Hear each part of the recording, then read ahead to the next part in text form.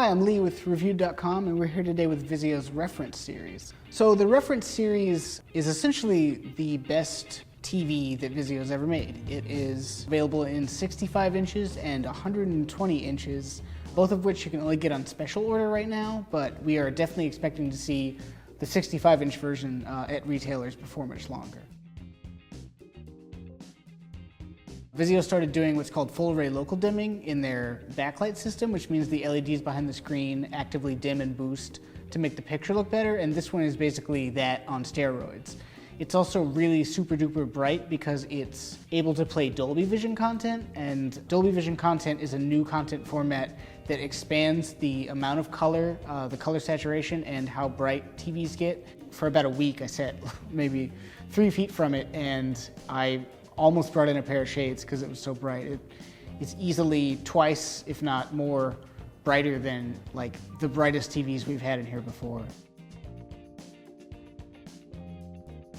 Yeah, we've actually never gotten a TV in that had speakers or sound bars with it specifically. The TV itself, you can mount it on the wall and put the sound bar separately. You can mount it directly to the stand, but it doesn't have its own speakers. For what you're paying, actually, the 65-inch is $6,000. So really what you're paying for the screen is not that much because you're also getting the subwoofer, built-in soundbar, and those two satellites over there.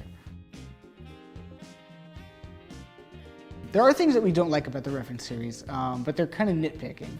For one, it's so bright that it's almost uncomfortable to watch in a dark room. You can definitely like tinker with it and make it look normal, but you definitely want to watch this one with at least some lights on. Like, it definitely stands out more on the upper end of light. We also feel like the menus are kind of a little bit janky. The little widgets for Netflix or Hulu, they look kind of like pixelated, like they don't quite have enough resolution. And it looks like Vizio kind of just carried over the Vizio Internet Apps platform. The best thing you can do is watch Dolby Vision content, but there's not a whole lot of that.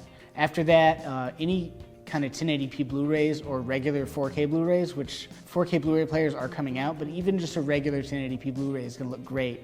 As long as it's 1080p or higher, it's gonna look amazing. But if you watch cable, satellite stuff, DVDs, obviously VHS tapes, I mean, that's not gonna look good.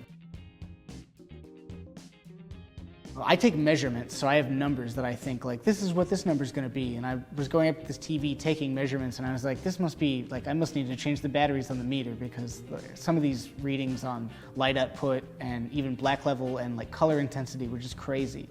Some of the HDR TVs from last year, especially some of those Samsung's SUHDs, came close, but this one is on a whole nother level. And I feel like it's setting a precedent for the rest of the year, and I can't wait to see everything else that comes in just to see if it stacks up to this one.